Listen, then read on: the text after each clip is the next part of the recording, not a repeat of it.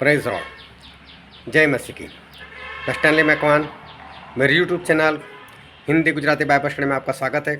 मेरे चैनल को आज अभी इसी वक्त आप सब्सक्राइब कर लीजिए और परमेश्वर के ज्ञान में आप बढ़ते जाओ। प्रभु यीशु की मौत से हमें पापों से आज़ादी मिलती है, प्रभु यीशु की मौत से हमें बीमारियों से आज़ादी मिलती है और प्रभु यीशु की मौत से हमें शांति मिलती है। लेकिन कैसे? प्रभु यीशु की मौत से कैसे हमें शांति मिल जाएगी, कैसे हमें चंगाई मिल जाएगी और प्रभु यीशु की मौत से पाप हमसे कैसे दूर हो जाएंगे, ये जानने के लिए मेरे साथ इस वीडियो में अंत तक बने रहो और कहीं बच जाएगा मैं अभी हाजिर हुआ।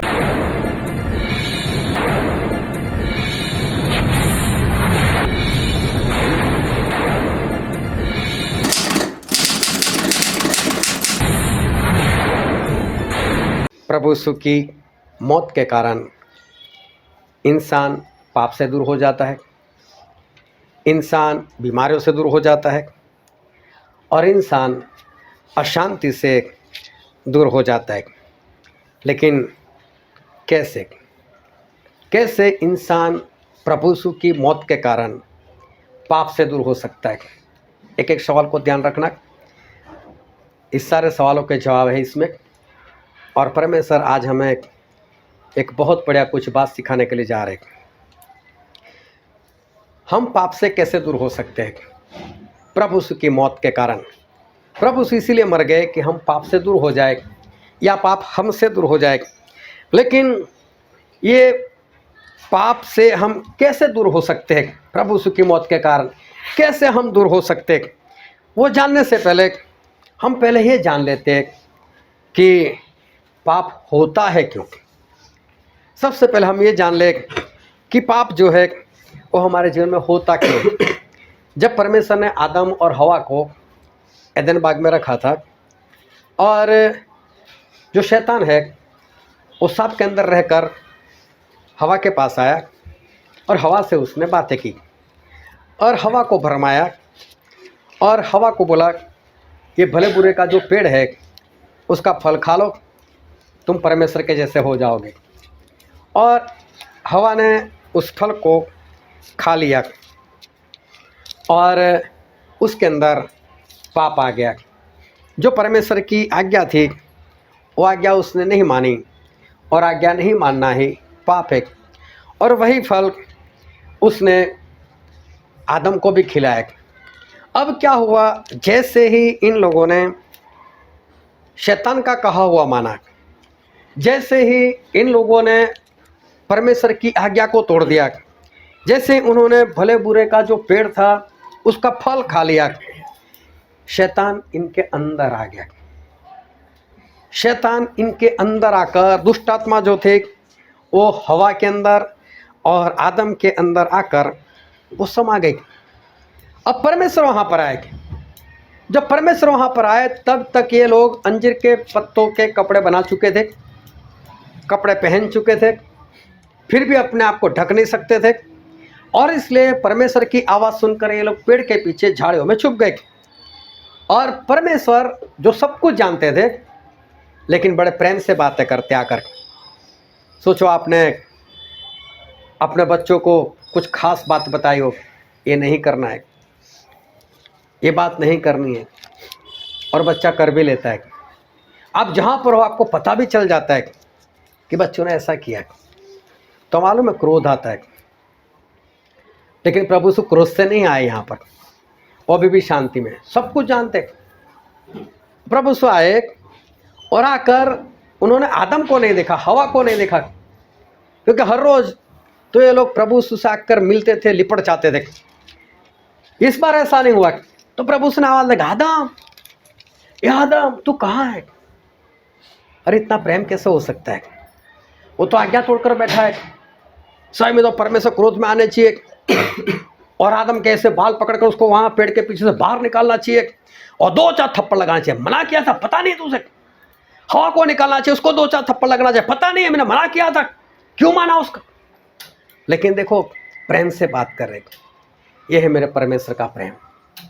आदम तू कहाँ है? आदम बोलता है कि प्रभु मैं छुप गया हूँ। बोले क्यों? बोले वस्त्र कहाँ है, मैं तो नंगा हूं, मैं छुप गया। तो प्रभु बोलते हैं आदम किसने तुझे बोला कि तू नंगा है, किसने तुझे बताया, क्या तूने वो फल खाया जिसकी मैंने तुझे मना की थी। सिर्फ सोचो वो प्रेम कितना है मेरे परमेश्वर के अंदर, वो सब कुछ जानते हैं, फिर भी देखो बातें कितनी प्रेम से कर रहे। और आदम कहीं तूने वो फल तो नहीं खा लिया जिसकी मैंने तुझे मना किया था। और आदम अभी भी क्या बोल रहे, तूने वो स्त्री दी थी ना। देखो एक वो है गुनहगार, एक वो है जो जज, जो शांति से बात कर रहे, पूरे प्रेम से बात कर रहे। और ये जो अपराधी है वो देखो कैसे चिल्ला कर रहा है, तूने वो स्त्री दी है ना, उससे मुझे खिलाया, मैं तेरा कसूर है, मैंने मांगी थी स्त्री, तूने मुझे दी, उससे मुझे खिलाया। और परमेश्वर का प्रेम देखो, आदम कहीं तूने वो फल तो नहीं खाया।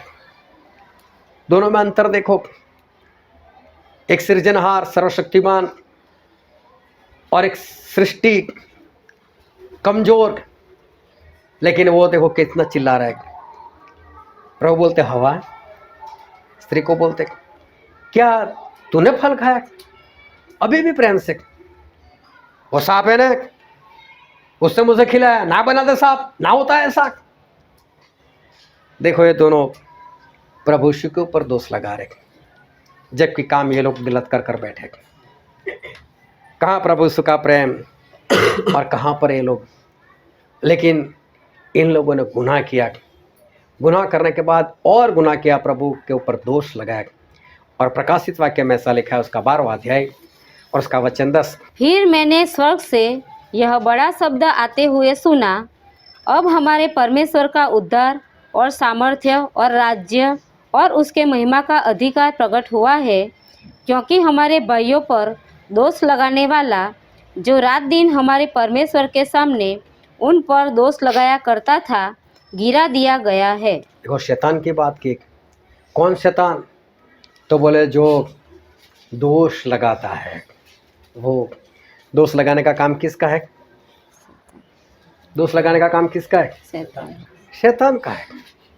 शैतान दोष लगाता है, और वो शैतान, वो दुष्टात्मा आदम के अंदर है, हवा के अंदर है। शैतान ने अब पूर्ण रीति से आदम और हवा का कब्जा ले लिया है, अब वो उसके अंदर है। अब शैतान इनसे पाप करवाता है, और शैतान वो आदम और हवा के जरिए परमेश्वर के ऊपर दोष लगा रहा है। तो पाप कौन करवाता है, शैतान। जोर से बोलते रहना ताकि मुझे पता चला आप अच्छे से सुन रहे हो। पाप कौन करवाता है, शैतान करवाता है। फिर आगे पढ़ते हैं बाइबल में, यूहन्ना उसका 13वां अध्याय उसका 2 वचन। जब शैतान समन के पुत्र यहूदा इस्करियोती के मन में यह डाल चुका था कि उसे पकड़वाए, तो भोजन के समय। देखो यहाँ पर ऐसा लिखा है कि शैतान ने यहूदा इस्करियोती के मन में ये प्रेरणा की थी कि तू यीशु मसीह को गिरफ्तार करवा दे। ये पाप करवाने का किसने बोला था, शैतान ने बोला था। शैतान यहूदा इस्करियोती के अंदर था और उसको अंदर से उकसा रहा था कि यीशु मसीह को गिरफ्तार करवा दे, पकड़वा दे, इसको बेच दे। तो पाप कौन करवाता है, शैतान। फिर भूल गए, शैतान। शैतान, पाप शैतान करवाता है। अभी परमेश्वर क्यों मर गए, इस पाप को दूर करने के लिए प्रभु यीशु मर गए। चलो कैसे पाप दूर होंगे वो बाद में देखते हैं, लेकिन प्रभु यीशु इस कारण भी मर गए कि हमारे दुख दर्द और सारी बीमारी वो दूर हो जाए। दूसरा कारण ये था प्रभु यीशु को मरने का कि हमारी सारी बीमारी और दुख दर्द दूर हो जाए। लेकिन उससे पहले ये जानने की जरूरत कि बीमारी आती कैसे है। ये दुख दर्द जो है वो इंसान के जीवन में आते कैसे है, वो सबसे पहले जानने का प्रयत्न करते हैं। अय्यूब के पुस्तक में ऐसा लिखा है, उसका 2 अध्याय उसका 7वां वचन। तब शैतान यहोवा के सामने से निकला और अय्यूब को पाँव के तलवे से ले सिर की चोटी तक बड़े बड़े फोड़ों से पीड़ित किया। हालेलुया। किसने किया, शैतान ने किया। शैतान ने अय्यूब को क्या किया, पूरे शरीर में फोड़े बना कर रख दिए। कभी फोड़ा तो समझ लेना किसने किया है, हाँ, फोड़े कहाँ से आते हैं, शैतान करता है। शैतान ने एक ही दिन में फोड़े इस अय्यूब के शरीर में लगा दिए। फिर प्रभु यीशु एक बार वो बेचता था गए थे और वहाँ पर एक कुंड था, वहाँ पर पानी था और पानी एक स्वर्गदूत हिलाता था, जो कोई पहले उसमें गिरता था उसको चंगाई मिल जाती थी। वहाँ पर बहुत सारे बीमार लोग, लंगड़े लोग, लकवा वाले लोग, ऐसे लोग वहाँ पर पड़े रहते थे। और वहाँ पर एक इंसान था जो 38 साल से वैसी हालत में था। प्रभु उसने उसको चंगाई दे दी, वो चंगा होकर चर्च में चला गया। उसके बाद प्रभु उसके पास जाते हैं और उसके पास जाकर प्रभु उससे बात करते हैं और हम पढ़ते ही हो ना उसका 5वां अध्याय और उसका 14वां वचन। इन बातों के बाद वह यीशु को मंदिर में मिला। यीशु ने उससे कहा, देख तू चंगा हो गया है, फिर से पाप मत करना, ऐसा न हो कि इससे कोई बड़ी विपत्ति तुझ पर आ पड़े। तू चंगा हो गया है, अब फिर से पाप मत करना। मतलब पाप की वजह से तेरे ऊपर बीमारी आएगी। तो पाप कौन करवाता है? शैतान। तो बीमारी कौन लाया? शैतान। शैतान लाया। तो बीमारी शैतान की ओर से आती है। फिर मत्ती में ऐसा लिखा, उसका 9वां अध्याय, मत्ती 9 और 2 से लेकर 5 वचन पढ़ो तो। और देखो, कई लोग लकवा के एक रोगी को खाट पर रखकर उसके पास लाए। यीशु ने उनका विश्वास देखकर उस लकवे के रोगी से कहा, हे पुत्र, डरस मत, तेरे पाप क्षमा हुए। इस पर कई शास्त्रियों ने सोचा, यह तो परमेश्वर की निंदा करता है। यीशु ने उनके मन की बातें जानकर कहा, तुम लोग अपने अपने मन में बुरा विचार क्यों कर रहे हो? सहज क्या है यह कहना, तेरे पाप क्षमा हुए, या यह कहना, उठ और चल फिर? देखो यहाँ पर प्रभु से ऐसा कहते हैं, एक लकवा वाला था, उसको पाप क्षमा कर दे।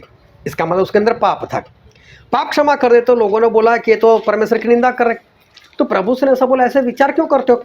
दो में से सहज क्या है? ये कहना कि तू उठ और चल फिर, या ये कहना कि तेरे पाप क्षमा हुए? क्योंकि पाप कौन करवाता है? शैतान। और जब पाप आता है, शैतान आता है, तो बीमारी भी आती है। तो पहले पाप क्षमा हो गए तो फिर शैतान को मैं वहां से निकाल सकता हूं, और निकाल सकता हूं तो फिर वो चंगा भी हो जाएगा। तो बीमारी कहां से आती है? शैतान की ओर से बीमारी आती है। और फिर एक वचन और पढ़ते हैं जो लूका में लिखा है, उसका 13वां अध्याय, उसका 11वां वचन। वहाँ एक स्त्री थी जिसे 18 वर्ष से एक दुर्बल करने वाली दुष्ट आत्मा लगी थी। हाँ, एक औरत थी, 18 साल से उसके अंदर एक आत्मा थी जो बीमार करने वाली आत्मा थी। तो बीमारी किसके ओर से? शैतान के ओर से। बीमारी का आत्मा होता है, बीमारी की एक आत्मा होती है जो इंसान के अंदर आ जाती है। इसलिए भजन संहिता में लिखा है, उसका 103 का 3, वही तो तेरे सब अधर्म को क्षमा करता और तेरे सब रोगों को चंगा करता है। तेरे अधर्म को पहले क्षमा करता है, फिर तेरे रोगों को चंगा करता है। क्योंकि शैतान पाप करवा कर बीमारी लेकर आता है, तो पहले तो उसको दूर करना चाहिए, तभी उसको चंगाई मिलती है। पहले पापों की क्षमा और फिर उसे सारे रोगों से वो चंगाई मिलती है। फिर एक वचन और पढ़ते हैं जो ले है लूका में, उसका 4वां अध्याय और 38 और 39 वचन। वह आराधनालय में से उठकर समौन के घर में गया। समौन की सास को ज्वर चढ़ा हुआ था और उन्होंने उसके लिए उससे विनती की। उसने उसके निकट खड़े होकर ज्वर को डांटा और ज्वर उतर गया और वह तुरंत उठकर उनकी सेवा टहल करने लगी। यहाँ पर पतरस की सास को ज्वर मतलब बुखार था। अभी ध्यान समझना। तो लोगों ने पतरस को क्या बोला, प्रभु को क्या बोला कि पतरस की सास को बुखार है। तो प्रभु ने क्या किया? बुखार को क्या किया? डांटा। बुखार को थोड़ी डांटा जाता है, लेकिन बुखार की आत्मा होती है, वो आत्मा जिसके अंदर आ जाती है उसे बुखार हो जाता है। इसलिए तो लोग बोलते हैं बुखार चढ़ गया। अरे सीधा बोलो, बुखार की आत्मा चढ़ गई। तूने पाप कैसे? बुखार की आत्मा तेरे अंदर चढ़ गई। ये हवा में घूमने से नहीं होता है, पानी पीने से नहीं होता है, पानी बदलने से नहीं होते। जहाँ का पानी आपने बदला वो लोग भी तो वो पानी पीते, सभी लोग को क्या बुखार है क्या? नहीं, ऐसा कुछ नहीं है। अरे हवा बदल गई नहीं इसलिए तो सभी लोगों के लिए हवा तो बदली नहीं। तूने गुनाह किया, तूने पाप किया और बुखार की आत्मा तेरे अंदर आ गई।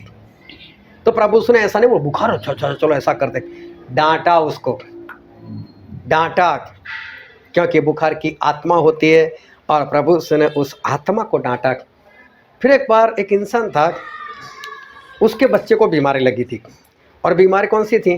जो लोग बोलते हैं मिर्गी आती है, ऐसी बीमारी। और बाइबल में ही पढ़ते हैं, मत्ती उसका 17 अध्याय उसका 15 वचन पढ़ो तो। हे प्रभु, मेरे पुत्र पर दया कर, क्योंकि उसको मिर्गी आती है। हाँ, अभी देखो इसको एक बीमारी लगी थी, मिर्गी। तो प्रभु उसने क्या किया? उसका 18 वचन पढ़ो। तब यीशु ने दुष्ट आत्मा को डांटा और वह उसमें से निकल गई। देखो तो ये बोलता है कि इसको मिर्गी आती है, मतलब बीमारी है। और प्रभु से क्या बोलते हैं? उस दुष्टात्मा को डाला, चल निकल यहाँ से। मिर्गी का भी क्या होता है? दुष्टात्मा होता है। तो बीमारी कैसे आती है? शैतान से आती है। एक वचन और पढ़ते हैं, मत्ती उसका 12 अध्याय और उसका 22 वचन पढ़ो तो। तब लोग एक अंधे गूंगे को, जिसमें दुष्ट आत्मा थी, उसके पास लाए और उसने उसे अच्छा किया और वह बोलने और देखने लगा। दुष्टात्मा के कारण ये अंधा और गूंगा था। दुष्टात्मा निकल गया और ये अंधा देखने भी लगा और गूंगा बोलने भी लग गया। हालेलुया। ध्यान से समझना, हमारी मंडली में बहुत लोगों को ये आत्मा है ना। गवाही नहीं बोलने देता, मूंगा बनाता है, गूंगा बना देता है, नहीं बोलना है ना। परमेश्वर के काम उसको दिखाई नहीं देते। अरे पूरे हफ्ते मुझे संभाला, ऑक्सीजन दिया, नहीं दिखाई देता है ना। इस आत्मा को भगाने की जरूरत है, इसको भगाना सीखो। हालेलुया। तो अंधा गूंगा कैसे होता है? दुष्ट आत्मा से। तो इसका मतलब सारी बीमारियां वो शैतान की ओर से होती है। या तो शैतान उस बीमारी का आत्मा अंदर होता है, या तो जिस तरह से अय्यूब को छूकर चला गया और अय्यूब को फोड़े लगा दिए, उसी तरह से शैतान का काम वही ये बीमारी है। तो सारी बीमारियां किसकी ओर से है? शैतान की ओर से। प्रभु यीशु क्यों मर गए? क्योंकि ये बीमारी भी दूर हो जाए। चलो कैसे प्रभु यीशु की मौत से बीमारी दूर हो जाती है और देखते हैं। लेकिन तीसरा कारण प्रभु यीशु की मौत का ये था कि इंसान को शांति मिले, इंसान को शांति मिले।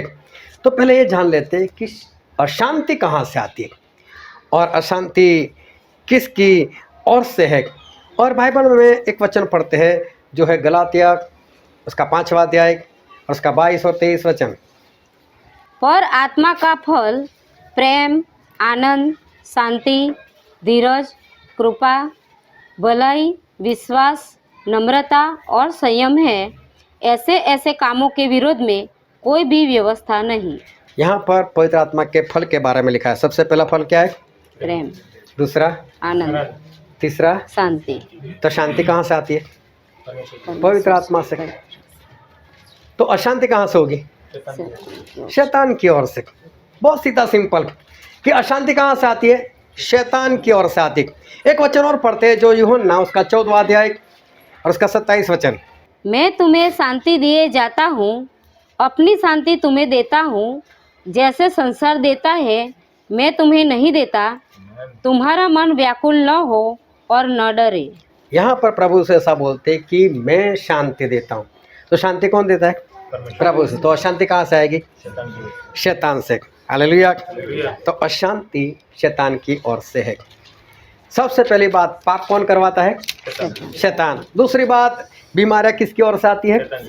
और अशांति किसकी ओर से आती है? तो ये तीनों बातें शैतान से आती है। और प्रभु यीशु का वचन ऐसा कहता है जो यशायाह 53:4 और 5 में हमने पढ़ा कि प्रभु यीशु इसलिए मर गए ताकि हमारी सारी बीमारियां दूर हो जाए, हमारे सारे पाप दूर हो जाए और हमारी अशांति भी दूर हो जाए। और ये तीनों चीज़ें कहाँ से आती है? शैतान से आती है। तो ये तीनों बातें, बीमारी, पाप और अशांति, सिर्फ और सिर्फ शैतान से। अब हम ये समझते हैं कि प्रभु यीशु की मौत से ऐसा क्या हो गया कि पाप हमसे दूर हो जाएगा, बीमारी भी हमसे दूर हो जाएगी, और तीसरी बात शांति वो भी हमको मिल जाएगी, अशांति दूर हो जाएगी। ये कैसे हो सकता है? प्रभु यीशु की मौत से। जब प्रभु यीशु मरकर जिंदा हो गए, स्वर्ग में चले गए और 50वें दिन पवित्र आत्मा हमेशा के लिए लोगों के ऊपर आए। उस वक्त पतरस ने पहला प्रचार पवित्र आत्मा से भर कर किया था। और पतरस ने जो सबसे पहला प्रचार किया, उस प्रचार को लोगों ने सुना। तो प्रचार सुनकर लोग पतरस के पास आए और पतरस से कुछ बातें करने लगे। पतरस से पूछने लगे कि पतरस, आपने तो प्रचार कर दिया, हमें विश्वास है कि आपने सही प्रचार किया, अब हम करें क्या? और बाइबल में एक वचन पढ़ते हैं प्रेरितों के काम उसका 2 अध्याय और 37 और 38 वचन। तब सुनने वाले के हृदय छिद गए और वे पतरस और शेष प्रेरितों से पूछने लगे, हे भाइयों, हम क्या करें? पतरस ने उनसे कहा, मन फिराओ और तुम में से हर एक अपने अपने पापों की क्षमा के लिए यीशु मसीह के नाम से बपतिस्मा ले, तो तुम पवित्र आत्मा का दान पाओगे। अभी देखो, लोगों ने जब पतरस से प्रचार सुना तो पतरस के पास आकर पूछने लगे, पतरस हम क्या करें? तो पतरस से कुछ बातें बताई। सबसे पहले इनको तो विश्वास था, इसीलिए पतरस के पास आए। तो पतरस ने क्या बोला? मन फिराओ, मतलब सबसे पहले पश्चाताप करो। दूसरी बात, पापों की क्षमा के लिए बपतिस्मा लो। मन फिराओ और बपतिस्मा लो, और बपतिस्मा लोगे तो पापों की क्षमा हो जाएगी। तो पाप कौन करवाता है? शैतान। तो ये सारे पाप परमेश्वर दूर कर देंगे, क्षमा कर देंगे, और जैसे ही पाप क्षमा होंगे तो आप पवित्र हो जाओगे और परमेश्वर पवित्र आत्मा का दान भी दे देंगे। अब क्या आ जाएगा? पवित्र आत्मा अंदर आ जाएंगे। ये पवित्र आत्मा तुरंत अंदर आ जाते हैं। जैसे इंसान पश्चाताप करते हुए बपतिस्मा लेता है, जैसे ही बपतिस्मा के पानी से वो बाहर आता है, तुरंत ही उसको पवित्र आत्मा मिल जाते हैं। बस वहाँ पर एक प्रेरित होना चाहिए। अगर वहाँ पर एक प्रेरित है तो उसको तुरंत पवित्र आत्मा मिल जाएंगे। और प्रेरित को बुलाना एक पास्टर की जिम्मेदारी रहती है। जब वो किसी को बपतिस्मा देता है तो उससे एक प्रेरित को वहाँ पर बुलाना चाहिए। लेकिन आजकल पास्टर को तो ऐसा लगता है मैं ही सब कुछ करता हूँ बस, और इसलिए ना तो उसको प्रेरित को उन्हें पता है, ना कभी वो प्रेरित को बुलाता है। जैसे ही पवित्र आत्मा अंदर आएंगे वैसे ही शैतान की आत्मा बाहर चली जाएगी। हालेलुया। और शैतान बाहर चला गया तो पाप करवाएगा वो तो बाहर निकल गया, पाप दूर हो गए, पाप बंद हो गए। अभी बीमारी कौन लेकर आता है? वो भी शैतान। तो शैतान तो बाहर हो गया तो बीमारी भी गायब हो जाएगी। और जब पवित्र आत्मा आते हैं तो पवित्र आत्मा का फल क्या है? शांति। और शांति कौन लेकर आता है? शैतान। और शांति कौन लेकर आता है? शैतान। तो शैतान ही बाहर और पवित्र आत्मा अंदर, अशांति चली गई और शांति आ गई। हालेलुया। कितनी आसान सी बात है ना। 3 बातें दूर हो जाएगी, पाप, बीमारियां, दुख दर्द और अशांति। प्रभु यीशु की मौत से, प्रभु यीशु की मौत से ये तीनों चली जाती है। कैसे? कि जब इंसान बपतिस्मा लेता है तो बपतिस्मा और प्रभु यीशु की मौत को क्या लेना देना, हम बहुत ध्यान से इस बात को समझते हैं कि जब कोई इंसान मन फिराकर पश्चाताप कर कर वो पानी में डूबता है तो वो पानी उसके लिए प्रभु यीशु का लहू बन जाता है। जिस वक्त आप पश्चाताप करते हो और बपतिस्मा लेते हो, जैसे पतरस ने कहा, तो बाइबल में एक वचन बीच में पढ़ लेते हैं जो है